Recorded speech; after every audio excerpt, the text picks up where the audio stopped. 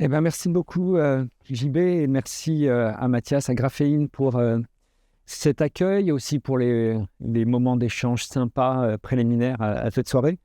Et je suis vraiment ravi d'avoir l'opportunité de parler devant des designers graphiques, puisque effectivement, je suis enseignant-chercheur à l'Université de Saint-Étienne et à l'Institut d'optique. En sciences de la lumière, c'est comme ça qu'on les appelle. On dit aussi optique photonique. Je suis aussi à la frontière avec les sciences de l'image. Bon, les cases dans le monde de la recherche, on essaye d'en mettre, mais ça ne marche jamais. En tout cas, à travers les presque 25 années de recherche autour de la lumière, j'ai eu l'occasion de travailler avec des thématiques qui sont proches des arts graphiques. Et donc, c'est ce qui nous avait effectivement donné l'idée de faire ce petit exposé. Alors, une petite frise chronologique à gauche qui commence en 2001, presque 25 ans en arrière, puisque j'ai passé 9 ans à l'École polytechnique fédérale de Lausanne dans un laboratoire d'informatique qui s'appelait le laboratoire des systèmes périphériques. En gros, tout ce qu'on connecte à un ordinateur, dont les imprimantes, les systèmes d'impression. Et il s'est passé pas mal de choses dans ce labo autour des arts graphiques. Alors, en fait, le type d'art graphique qui est loin du geste du créateur, le geste manuel, c'est au contraire des choses qui sont calculées. Mais je vais vous en montrer quelques exemples qui peut-être peuvent vous paraître inspirants. Alors, c'est un labo qui avait commencé, donc, domaine de l'informatique, dans les années 80, le moment où les polices sur les écrans cathodiques de l'époque ne passaient pas très bien. Et donc, comment on discrétise des polices, comment on les paramétrise de façon à ce que tout se passe bien entre des choses qui sont à basse résolution sur un écran, des choses qui sont à haute résolution. Et donc, c'était le point de départ et qui s'est intéressé au tramage d'images. Alors, ce que moi, j'appelle le tramage d'images, vous l'appelez peut-être différemment, c'est la conversion de niveau de gris d'une échelle continue en des motifs binaires, noir-blanc, ou couleur-blanc, qui vont essayer de reproduire les échelles de gris à partir de petits motifs. Alors, souvent, basiquement, c'est des points, mais on peut imaginer d'autres choses. Là, vous avez un exemple où on part de points, on passe par des pièces de puzzle et on va vers les carrés. On a l'exemple des gravures des chairs, où on passe par les poissons et les oiseaux, etc.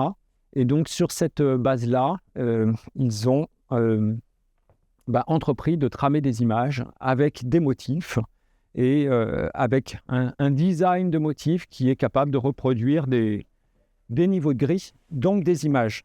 Alors, pour info, pour les plus anciens qui ont connu les premiers billets qu'on imprimait sur Internet, vous vous souvenez, ces billets avec, il me semble que c'était un visage d'un homme, mais où tout était tramé avec notre nom, prénom et la date. Et donc, c'était toujours la même image, mais qui était tramée avec des motifs personnalisés qui empêchaient de contrefaire les billets. C'est la SNCF qui a racheté le brevet de cette équipe. J'ai appris plus tard que j'ai été payé pendant 8 ans sur les dividendes de brevets comme ça. D'autres choses plus intéressantes, là, qui combinent justement la création de polices de caractère avec la reproduction d'images. Alors ça, c'était une banderole qui avait été faite pour, vous savez, les pourcents culturels des autoroutes en Suisse. Donc, c'était imprimé en très, très grand. Chaque lettre a été dessinée en fonction du niveau de gris qui était à reproduire pour l'image. Vous avez un autre exemple ici, où en fait la taille, mais aussi la forme de la fonte est calculée de façon à reproduire l'image. Et quand on a le logiciel, l'algorithme qui permet de faire ça, on peut prendre n'importe quelle image. Alors, ça, c'était ce qui se faisait du temps où j'étais en Suisse à l'EPFL, un labo qui a fermé, puisque le prof qui dirigeait le labo est parti à la retraite. Mais C'est des choses que j'enseigne. Il se trouve que donc, je suis enseignant en optique, mais aussi dans un master de sciences de l'image. Et nous avons des cours sur la reproduction des couleurs et sur le travail d'image. Et je me permets de mentionner le fait que tous les étudiants font un projet individuel sur un sujet de leur choix. Et ils ont souvent des très, très bonnes idées. Je le mentionne parce que si vous avez des idées à suggérer, des choses qui vous intéressent autour de choses qui peuvent être calculées pour les arts graphiques, n'hésitez pas à nous les soumettre. Et puis, ça fait un étudiant qui sera très content de faire un travail pour quelqu'un. Et ça ça insuffle des nouvelles idées. Alors ici, c'est un étudiant qui a eu l'idée de tramer une image. Alors, je pense que vous apercevez le lion avec son empreinte digitale. Donc, combiner une empreinte digitale qui est personnelle avec une image quelconque. Donc voilà, un exemple de réalisation. Un autre exemple qui date de cette année, là c'est un étudiant qui se plaignait qu'on peut dans les chats. Alors je ne suis pas un grand... je suis pas sur les chats des joueurs de jeux vidéo. Il me semble que c'est son cas. Mais il se plaignait de ne pas pouvoir mettre d'image. Donc il a fait une petite routine qui permet de... alors là, il faut voir un blaireau. Il n'avait pas fini son projet, hein, c'était vraiment le premier proto. Donc une image où on convertit l'image en texte, et puis comme ça, on peut envoyer le texte dans le chat. Et donc c'est deux exemples d'idées que j'en ai une quinzaine par année depuis 15 ans, donc je dois en avoir à peu près 200 dans mon ordinateur, des projets comme ça. Donc là encore, si ça vous inspire, si ça vous semble utile, il y a des interactions possibles. Alors un autre exemple sur un autre type de tramage à partir de lignes, alors des lignes curvilignes qui trament une image. Le point intéressant, disons, qu'est-ce qu'on peut faire mieux que ce que faisaient les graveurs depuis, je ne sais pas, le XVIe siècle, avec des outils numériques, c'est de faire bouger la trame. Donc là, ce sont des photos fixes qui sont tramées avec une trame qui bouge. Mais on peut imaginer, en fait, tramer un film. C'est un petit peu mon rêve. S'il y a des gens qui auraient envie de faire ça avec moi, je pense que ce serait avec grand plaisir. Ça permettrait de réaliser un rêve que je n'ai pas le temps de faire tout seul. Donc voilà le principe. Une ligne qu'on fait grossir localement pour reproduire les niveaux de gris. Vous connaissez ça très bien. Voilà, c'est un tout petit échantillon d'un pré-essai que j'avais fait. Autre projet d'étudiant, là, je n'ai pas résisté pour faire un pont avec la deuxième partie de la soirée sur le thème culinaire. C'est un étudiant qui a eu l'idée de faire un gâteau avec une image. Alors, l'image est discrète, c'est le portrait d'un loup. Le portrait, l'image est reproduite avec une technique qui est similaire, en fait, qu'il a apprise avec moi en cours quand on traite le génie d'un point de vue optique des primitifs flamands. Vous voyez ici un exemple des époux Arnolfini de Van Eyck. Le génie d'un point de vue d'interaction lumière avec la matière a été de mettre une préparation blanche, ça c'est classique, sur le panneau en bois, et une préparation blanche. Ça, c'est fait pour refléter la lumière comme le fait le papier. Par-dessus, on colore avec une couche quasi transparente. Elle est colorée, mais elle diffuse très peu la lumière, ce qui permet d'avoir des couleurs qui sont bien saturées, couleurs vives, mais surtout qui permet d'éviter, pour faire des ombres et des clairs, d'avoir à mélanger la peinture, par exemple la peinture rouge, avec du blanc ou du noir. Ici, toutes les variations de rouge, elles sont faites avec la même peinture, le même pigment. C'est uniquement en modulant l'épaisseur de la couche colorante. Et donc, c'est cette idée de moduler l'épaisseur de la couche colorante sur un fond blanc qui a donné à l'étudiant l'idée d'utiliser de la gélatine alimentaire colorée, mais de moduler l'épaisseur. Donc en fait, il a créé un moule en impression 3D, il a moulé du chocolat blanc et il a ensuite complété avec la gélatine, ce qui donne l'image. Bon voilà, on a des étudiants qui ont des bonnes idées. Moi, c'est pas moi qui l'aurais soufflé, mais fait des très belles choses. Et encore, c'est une invitation, n'hésitez pas à nous suggérer des idées. Alors moi, dans cet environnement, mon rôle, je suis arrivé au moment où le labo, donc des informaticiens, commençait à se préoccuper de la couleur, essayer de gagner en précision dans la manière de reproduire les couleurs.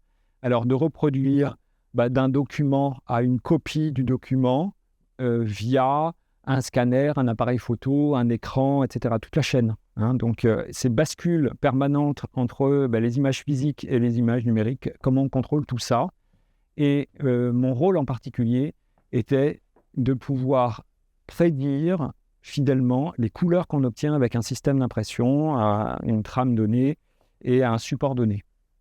Alors là, on rentre dans la physique. C'est ce qui m'a fait devenir physicien. Alors, la technique classique, qui est peut-être celle que vous utilisez pour étalonner des systèmes d'impression couleurs, consiste à prendre des mires colorimétriques qui contiennent plein de carrés, à les mesurer avec un spectrocolorimètre. Et après, on échantillonne l'espace des couleurs possibles. Alors, c'est gourmand en temps. Il faut déjà imprimer ces mires. Il faut les mesurer. Et ensuite, du temps de calcul pour interpoler tous les points, avoir toutes les couleurs intermédiaires. Et puis, si on change de papier ou si on change une encre, il faut tout refaire. Alors, l'approche qu'on propose comme alternative, c'est une approche physique. Donc, la couleur, pour nous, physiciens, c'est plutôt le spectre de la lumière. Je ne sais pas si c'est un concept qui vous parle. Vous savez que la lumière, on peut l'éclater en couleur de l'arc-en-ciel et on va regarder le pourcentage de lumière réfléchie pour chacune de ces longueurs d'onde. Alors, ce qui me permet de préciser qu'on soit bien d'accord, la couleur n'est pas une grandeur physique. C'est une sensation, au même titre que le goût, le toucher, j'ai froid, j'ai chaud. Donc, ce n'est pas du tout quelque chose qui se mesure. Donc, nous, en tant que physiciens, si on veut faire des sciences dures, avoir une approche scientifique, avoir des choses mesurables, vérifiables, calculables, on ne travaille pas directement la couleur. On travaille à partir de quantités physiques mesurables. Et le spectre, ce que je vous montre là, c'est une quantité physique mesurable. On a des instruments pour ça, donc des spectrophotomètres. Alors, cette approche, elle n'a pas été inventée au moment où j'ai commencé à travailler, elle date des années 1950. Et c'est à Rochester que tout ça est né. Alors Rochester, je ne sais pas si vous savez, c'est le centre, c'est une ville aux États-Unis qui a un grand campus universitaire qui était quasi financé par Kodak et Xerox. Donc la photo, les films et l'impression. Et donc, toutes les recherches avec des très, très bons physiciens qui ont proposé des modèles qui sont assez simples, mais qui sont très robustes, qu'on utilise encore aujourd'hui et qu'on a étendus. Alors, je vais pas vous bassiner avec cette physique qui est quand même pas simple, mais en gros, l'idée, c'est quand on a un rayon lumineux qui frappe la surface imprimée en demi-ton, donc le papier avec les petits points d'encre, on va chercher à décrire les parcours de la lumière. Et la lumière, elle voyage là-dedans. Donc, elle va rencontrer un point d'encre, et puis elle va aller dans le papier, puis elle va rencontrer un autre point d'encre, et puis c'est ça qu'il faut qu'on réussisse à décrire. Alors, c'était ça un peu le génie de nos amis de Rochester. C'est des choses complexes, certes, mais qu'on arrive à résumer en une formule. Et en mathématiques, quand on a une formule, on aime bien, quoi. On peut faire ça avec la calculette, quasiment. Donc, contrairement à des moyens de calcul qu'on a aujourd'hui avec l'IA ou d'autres techniques qui demandent des clusters de calcul entiers. Là, avec des moyens informatiques, dans les années 50, on faisait ça à la main. Le calcul était fait à la main. Et donc voilà, c'est l'avantage de pouvoir être calculé très très vite et on peut calculer des milliers, des millions de couleurs facilement. Alors, on a toujours besoin quand même d'apprendre des choses sur... quand on reçoit un imprimé, on ne connaît pas les encres, on ne connaît pas leur formulation chimique, de toute façon, elle est secrète. On ne connaît pas le support. Donc, on est toujours obligé d'imprimer une petite mire. Ce n'est pas des milliers de couleurs, c'est 44 ici.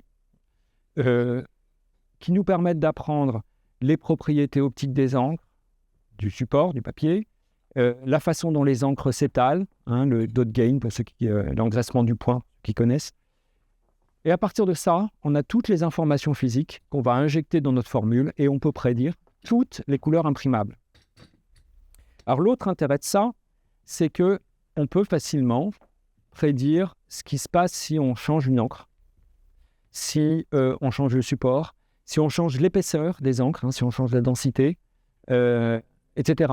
Donc ça a quand même une souplesse, on n'a pas besoin, si on change une encre, de réimprimer les milliers de couleurs. On peut réimprimer que la couleur la nouvelle encre, éventuellement quelques carrés supplémentaires, et on est capable de prédire ce que deviennent l'ensemble des couleurs, la gamut du système d'impression. Ça permet aussi de calculer ce qui se passe, comment on peut reproduire au mieux une image. Alors là, une image qu'on peut obtenir en quadri. Si on voulait la reproduire avec des encres Pantone, alors ici, du noir, du magenta, du vert. Alors, bien sûr, on n'obtiendra pas toutes les couleurs, on n'obtient pas du bleu, mais vous savez que dans l'impression sécurisée, les passeports, les billets de banque, on n'utilise jamais de quadri, évidemment. C'est trop facile à contrefaire. Donc, tous les documents un peu sécurisés sont basés sur des encres Pantone. Et comment on convertit au mieux des couleurs avec des encres Pantone ? Eh bien, là encore, c'est des savants calculs. On va essayer de projeter les couleurs entre celles qu'on voudrait et celles qu'on peut réaliser. Mais c'est des choses qui se font très bien, qui se font d'autant mieux quand on a des modèles qui permettent de prédire les couleurs dans les deux cas. Alors, dans les autres idées d'extension, c'est pourquoi pas ajouter des encres fluo. J'ai vu que dans les arts graphiques, dans les programmes, les bouclettes des institutions culturelles, le fluo est à la mode en ce moment. Pourquoi pas remplacer une des encres dans ce qu'on imprime en demi-ton par du fluo. Donc en fait, vous avez ici une image, c'est pas un hasard que ce soit une image pour l'horlogerie suisse, puisque en fait les métaux passent mal en quadri. Que ce soit l'or ou l'argent, disons qu'en quadri, on ne fait pas la différence entre de l'argent et de l'acier. Alors qu'en utilisant des encres fluo, on arrive à rendre un peu mieux l'éclat métallique. Vous voyez la différence sans encre fluo et avec de l'encre fluo, c'est de l'encre type Stabilo. Donc on a le choix entre utiliser du jaune classique ou du jaune et du fluo. Alors, avec les encres fluo, on peut encore aller un cran plus loin. En utilisant de l'encre fluo à certains endroits, c'est ceux qui vont dessiner les petits motifs valides là. Et donc, tout est fait pour sous la lumière du jour, on ne voit pas les motifs. Et ils sont révélés quand on utilise une encre UV, une lampe UV, pardon. Alors là, ça veut dire qu'on a deux systèmes pour nous. L'un qui est en quadri, l'autre qui est en quadri plus UV. On fait tourner nos modèles et tout est fait pour que, alors ici, on ne voit pas le V parce qu'on s'est assuré d'avoir la même couleur. Alors, je suppose que vous connaissez l'idée d'essayer d'obtenir, avec deux jeux d'encre différents, d'obtenir la même couleur. C'est pas facile. Parfois, on s'y reprend plusieurs fois. L'avantage des méthodes là, que je vous ai esquissées, c'est que, en fait, par le calcul, ça marche du premier coup. Alors, c'est ça, finalement, l'avantage d'utiliser ces méthodes à calcul, c'est que on fait les petites mesures qui vont bien, on fait tourner notre moulinette et on sait comment obtenir deux fois la même couleur avec fluo et sans fluo. Alors cette idée de cacher des motifs, elle s'est développée avec des encres métalliques. Vous savez, les encres métalliques, c'est pas des miroirs, elles sont un peu brillantes dans la direction du reflet et en dehors de la direction du reflet, sont grises. Donc finalement, on a deux systèmes, un système en quadri plus cette encre métallique qui est grise. Et là encore, on a des endroits où on met de l'encre métallique. Ici, on est dans la direction miroir. On voit les motifs qui apparaissent parce qu'ils brillent. Mais en dehors de cette direction-là, l'encre est invisible parce que tout a été calculé pour que la couleur d'un endroit avec encre et sans encre métallique soit toujours parfaitement ajustée. Et, Un autre truc sympa, alors là, qui est étonnant, c'est essayer de changer une image quand on la tourne, comme ça. Alors, l'idée est très astucieuse. Elle consiste en fait à utiliser un foil métallique avec une petite pellicule transparente dessus.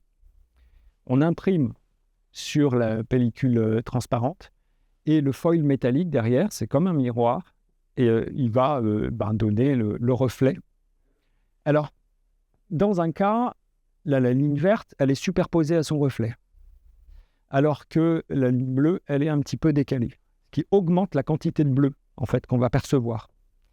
Et si on tourne, ça va être l'inverse. On va augmenter la quantité de vert qu'on va percevoir sans augmenter la quantité de bleu. Donc, on a quelque chose qui est plutôt bleu, plutôt vert. Alors, ça donne des choses assez fantastiques. Alors, malheureusement, je n'ai pas d'échantillon sur moi. J'ai eu la chance de le voir. C'est vraiment extraordinaire. On a un parapluie qui est en noir et blanc et puis on tourne et hop, il se colore. Donc, on passe ton temps à faire tourner. C'est des effets visuels. Alors là, c'est pareil, hein, sans calcul. On peut passer beaucoup de temps à essayer d'avoir des choses qui marchent. Alors j'en viens aux suites qui ont été données quand je suis arrivé à Saint-Étienne au laboratoire Hubert Curien avec, ça c'était ma spécialité, c'était de regarder les couleurs d'un imprimé, pas seulement en réflexion, mais de regarder à travers.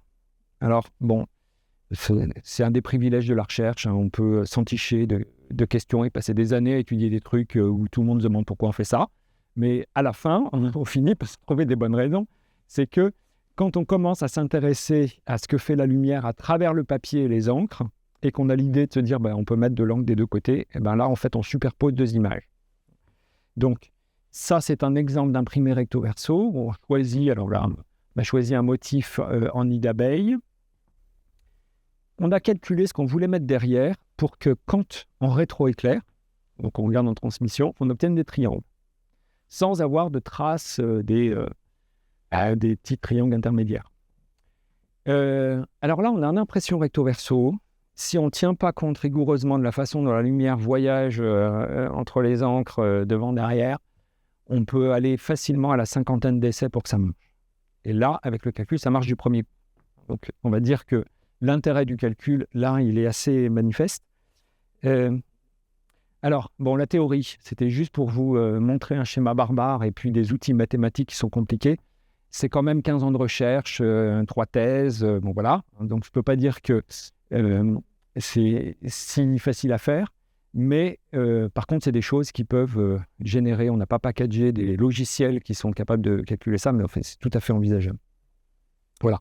Alors, une petite vidéo. Vous verrez qu'elle a une qualité qui est un petit peu supérieure aux autres que je vous montre.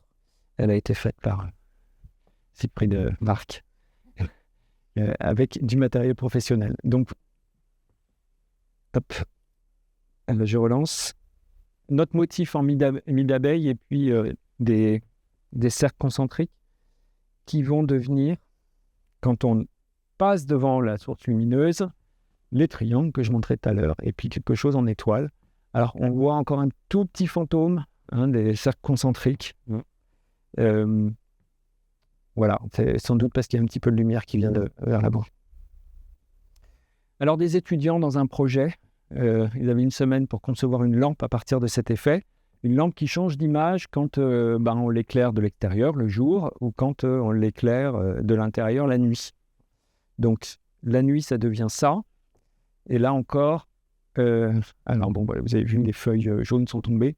En fait, ce qui nous intéresse, c'est que les feuilles ont disparu parce que là encore, on a fait un ajustement de couleur. C'est un imprimé recto verso et on a fait un ajustement de couleur. Un autre exemple, là, c'était pour un congrès au Japon. Alors, je me suis dit, on va faire plaisir aux Japonais. Voilà. Je l'ai fait au dernier moment avant de prendre l'avion et on a encore des petits fantômes. Mais ça vous montre le principe. Alors, on a poussé le bouchon encore plus loin avec une équipe au laboratoire Hubert Curien qui fait de la nanophotonique et qui produit des couleurs sur verre avec une couche photosensible qui contient des sels d'argent. Et en venant faire des impulsions laser, en fait, on vient faire un recuit à peu près du même type que les lustres arabo dans la poterie arabo-andalouse. Vous savez, on puit la poterie, puis ensuite on met des mailles, donc on recuit, et puis on met des sels d'or ou d'argent, et puis on recuit, et ça fait des irisations. Et donc là, ça permet de recuire, mais en fait, point par point grâce au laser. Donc, je remontre comment le papillon devient un mammifère dont j'ai tout à fait oublié le nom. Alors, un raton laveur, merci. Alors là, le portrait, donc, vous voyez, on a le reflet d'une source où on ne l'a pas, et selon la configuration, on passe de mon portrait à celui qui l'a réalisé. Et là, un exemple à 3 images. Voilà, ouais, la troisième. La première est discrète, je vais relancer.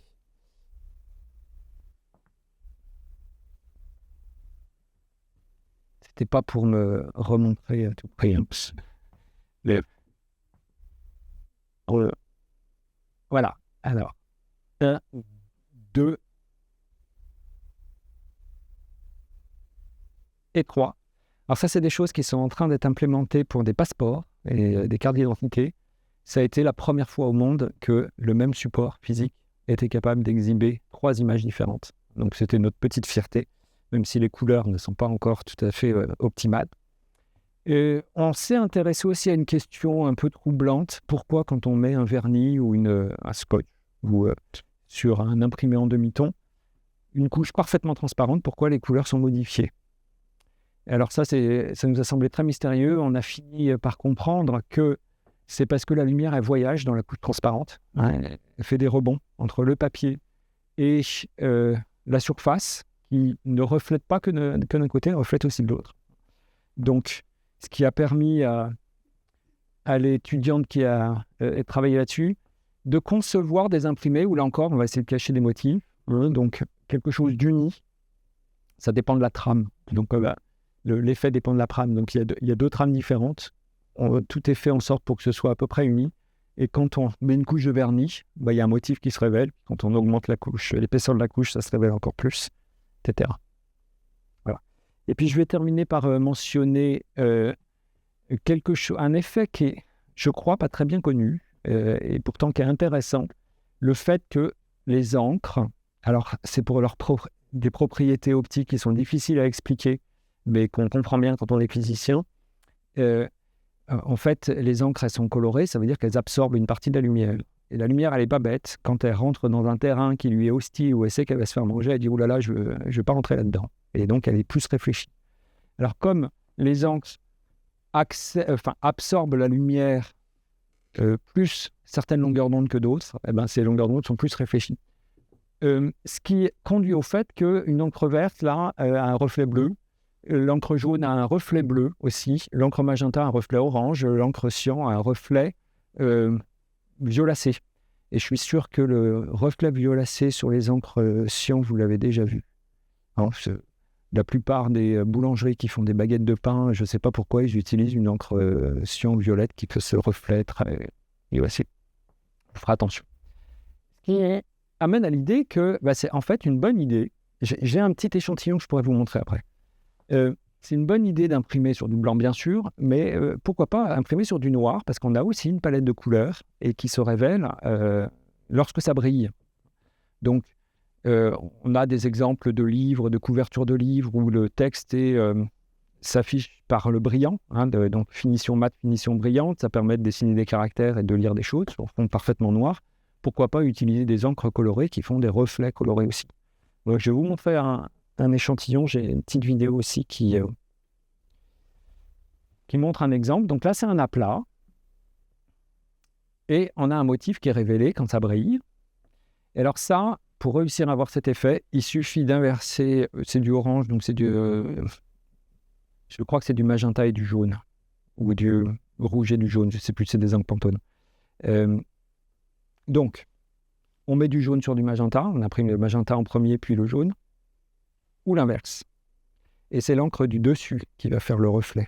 Donc on peut avoir 2 reflets différents selon l'ordre dans lequel on met les encres. On fait un tout petit ajustement parce que l'ordre des encres va jouer aussi sur la couleur. Donc on ajuste pour être sûr d'avoir une couleur unie, mais les reflets seront bien différents. Donc, voilà, je vous ai jeté l'idée. Et, si vous trouvez des applications sympas à faire. Pour les quelques secondes qui me restent, j'ai peut-être déjà dépassé quelques secondes. Je vais évoquer ce qui est un peu le reste de mes préoccupations, parce que j'en ai beaucoup d'autres en dehors du champ graphique.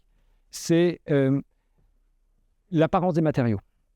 C'est ma spécialité depuis, on va dire, une dizaine d'années. Donc, c'est au-delà de la couleur, d'autres paramètres comme la forme, le brillant, la texture, la translucidité. Comment on peut les comprendre, les décrire, les modéliser, les prédire. Alors, un exemple ici, sur l'influence de la forme. En fait, chaque fois qu'on plie une surface colorée, les deux pans vont se renvoyer la lumière mutuellement. Et ça, d'autant plus fortement qu'on est plus proche.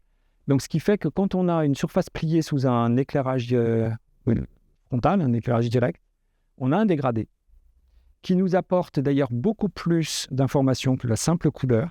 C'est-à-dire que si on avait deux surfaces qui ont exactement la même couleur, elles ne sont pas faites avec les mêmes matériaux. Donc, on dit qu'elles sont métamères, hein, c'est pas les mêmes informations spectrales, mais c'est la même couleur. Dès qu'on les plie, elles n'auront pas le même dégradé, et là, le cerveau perçoit immédiatement, ne percevra même plus que c'est la même couleur. Donc ça, c'est une mauvaise nouvelle pour tous ceux, je pense à l'automobile, dans les sièges, qui veulent ajuster les plastiques, les cuirs, les machins, qui veulent que tout soit de la même couleur. En fait, le seul moyen, c'est que tout soit fait avec la même matière, quoi. Sous la lumière diffuse, c'est l'inverse. On va avoir des ondes. Donc voilà, c'est des choses qu'on a regardées un peu sous toutes les coutures. On s'est intéressé à la peau et à la cosmétique. Donc essayer de comprendre ce que fait la lumière dans la peau, ce que fait la lumière dans une peau maquillée, quel est le rôle du maquillage. Le maquillage est un composant optique. Alors, on lui demande de cacher des choses, on lui demande d'en révéler d'autres.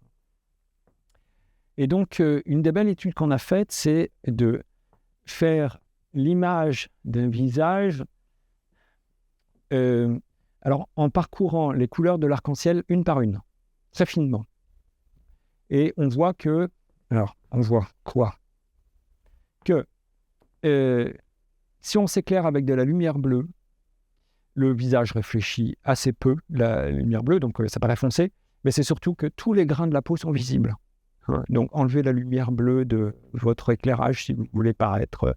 c'est la couleur la plus favorable, c'est la couleur rouge. C'est du photoshopage naturel. Il y en a qui ont proposé d'enlever le filtre infrarouge des appareils photo pour justement se lisser les portraits. Et puis, la lumière verte, elle est particulière puisque l'hémoglobine absorbe la lumière verte. Donc, vous voyez, toutes les zones qui sont plus rouges vont ressortir, les lèvres sont plus foncées, et toute la vascularisation. Donc, amusez-vous sur la salle de bain, dans la salle de bain, à vous éclairer avec de la lumière verte. Là, vous n'allez pas vous reconnaître, vous allez être déprimé pour la journée. Et je le dis à peine en rigolant, parce qu'on sait que l'éclairage sur le confort et même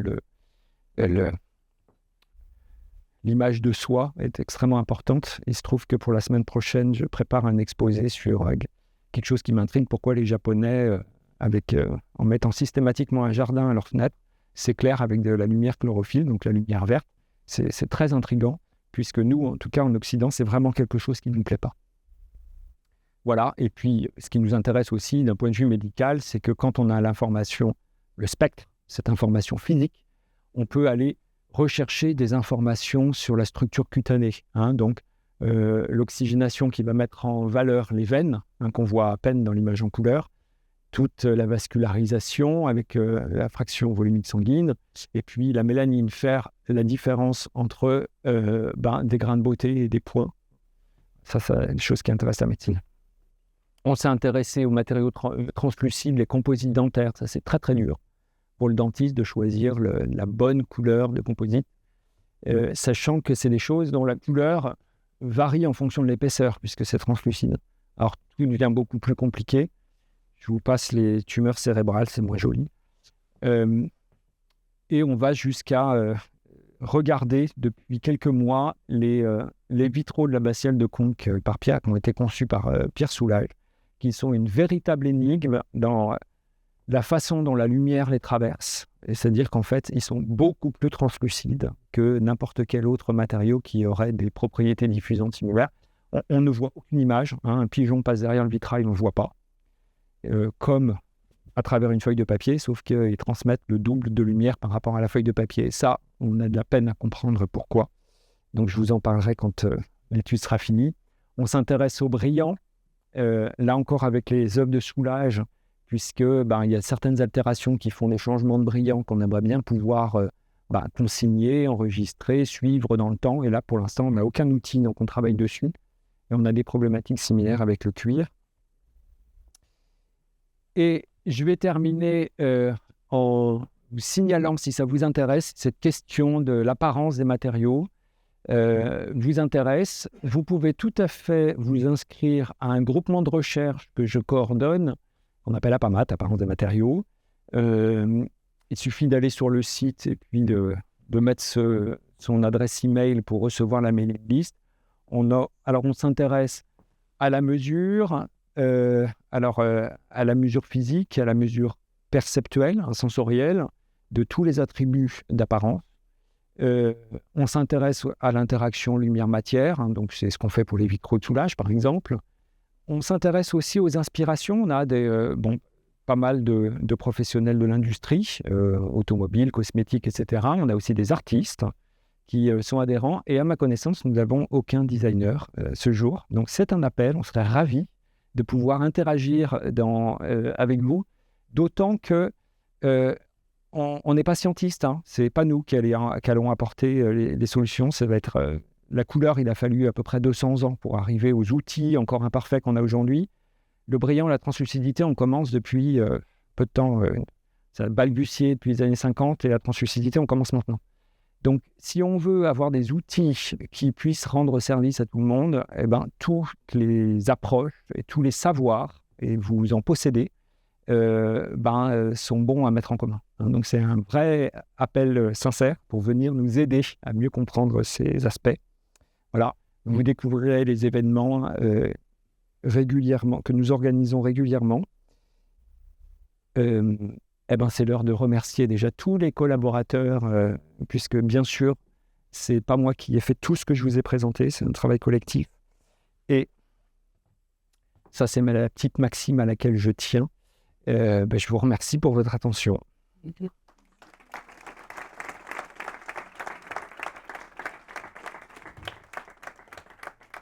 OK.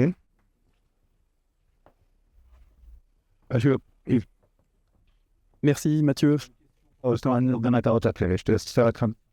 une transition rapide, c'est on a quelques minutes pour d'éventuelles questions, réponses aussi peut-être à l'appel, aux appels répétés de Mathieu. Est-ce que quelqu'un a envie d'en poser une première?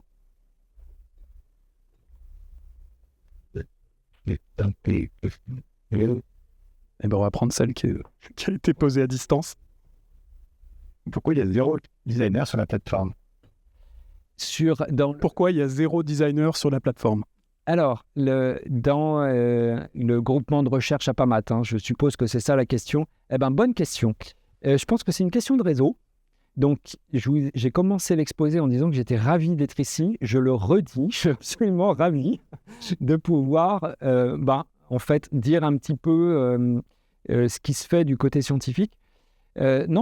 Les échanges interdisciplinaires, on le sait, ça passe par des réseaux de relations, d'amitié, de personnes qui connaissent, voilà. Et donc, il n'est jamais trop tard. Il était temps que ça se fasse. Il se trouve qu'on a des liens proches avec le Centre français de la couleur, qui était déjà très en lien avec le monde du patrimoine et de l'art. Donc, c'est pour ça que, par plusieurs canaux, il y a des artistes qui sont dans le groupement. Designer, non, mais voilà, c'est bienvenue. Très bien. Est-ce que quelqu'un a eu le temps de préparer une question? Oui. Je vais passer le micro du coup. Et du coup, quelles sont les autres applications que votre métier peut avoir? Parce que du coup, c'est très très large, j'imagine. Ouais. Alors maintenant, c'est une bonne question. On va en parler pendant le pot après. parce qu'il y en a beaucoup, effectivement. Et la difficulté... Alors, non, je fais un préambule. À travailler sur l'apparence des matériaux, on n'est pas beaucoup. Parce qu'en fait, et même sur la couleur, en recherche académique sur la couleur, il n'y a pas grand monde. Parce que jusqu'à, on va dire, l'ère du numérique, le savoir-faire, il était dans les ateliers. Voilà. Et il n'y avait pas de besoin de recherche, en tout cas pas de recherche académique, qui convainque nos institutions de mettre des postes sur ces questions-là. Et tout a basculé avec l'ère du numérique. Alors, dans le domaine de l'impression, moi, tous les imprimeurs que j'avais rencontrés pendant ma thèse, ils ont tous coulé 10 ans après, parce que la bascule du numérique, où il y a plein de choses qui changent. Mais aussi, dans la construction de l'automobile, les maquettes sont faites en impression 3D maintenant. Et donc, il n'y a pas de pilote pour les impressions 3D. On sait gérer la couleur, mais le brillant ou la translucidité, beaucoup moins. Voilà. Et là, il faut de la recherche. Enfin, les outils de optique sont très intéressants. Le problème, c'est qu'on n'est pas suffisamment nombreux. Donc, d'où aussi le master dont je m'occupe. Les formations que je donne visent à transférer tout le savoir disponible à des jeunes qui puissent la diffuser. Voilà. Alors après, la difficulté, c'est que comme c'est massif dans presque tous les domaines, ça va même jusqu'aux semenciers qui veulent prouver que leurs tomates sont plus brillantes que celles des Américains parce qu'on achète des tomates brillantes, comme ça. La difficulté, c'est de ne pas se disperser, de rester, nous, chercheurs académiques, sur les niveaux les plus fondamentaux. Et c'est là où les interactions avec les professionnels sont intéressantes parce qu'on va aller plus efficacement vers ce qui sont les besoins des uns et des autres. Et c'est aussi ce qui était à l'origine de ce groupement de recherche qui ne regroupe pas que des académiques, mais aussi des professionnels. Si. Et merci déjà pour tout ça. Moi, j'ai une question sur le côté écologique. Je pense à le fait de peindre en blanc les toits qu'on a vu passer ces derniers temps. Le fait que ça soit une merveille parce que finalement, avec pas grand-chose, juste de la couleur, on arrive... Ici, tant bien que le blanc est une couleur, mais d'arriver à faire baisser en fait de la température. Est-ce que c'est un truc qui vous intéresse et que vous creusez parce que finalement, ça a des fins... comment dire sociétaire. Je vois très bien la question. La peinture sur les toits, pas encore. Mais je vais juste te dire que le danger, c'est de se disperser. Non, mais il y a des choses que je n'ai pas évoquées. On travaille sur le photovoltaïque. Donc, alors, le photovoltaïque, on a des structures en couche, comme la peau, comme les imprimés. En fait, on est dans des structures qui sont similaires. On regarde comment la lumière voyage là-dedans. Là, pour des applications qui sont dans l'énergie, qu'est-ce qui se passe si un panneau photovoltaïque a de la poussière dessus? Comment ça chute? Donc voilà, ça c'est des exemples de préoccupations qu'on a, ou de transposition directe de nos activités sur des domaines qui sont plus en lien avec la transition écologique. Ça me fait penser aussi à un cycle de conférence qui était assez... disons, novateur à l'époque, dans les années 2000, d'un physicien de l'École polytechnique fédérale de Lausanne, qui a pris plusieurs exemples, par exemple le rouge de Garance, l'ocre. Son cycle de conférence, c'était les couleurs d'hier, les couleurs de demain, et qui incitait à regarder ce qu'on faisait, par exemple au Moyen-Âge ou dans la Rome antique, en matière de choses extrêmement astucieuses, qui étaient durables, écologiques, peu coûteuses, et qui ont été complètement écartées au moment de l'ère industrielle où on a trouvé des beaux pigments. Alors c'est sûr que les pigments jaunes de l'ère industrielle sont nettement plus intéressants, ils sont plus jaunes que l'ocre, mais ils sont aussi plus polluants, etc. Donc, faire un coup dans le rétroviseur pour voir ce qui se faisait, c'est aussi intéressant en termes d'impact écologique, de pollution, durabilité, etc. Mais ça vaut aussi pour les façades de maison. Il y avait des propriétés qui étaient intéressantes.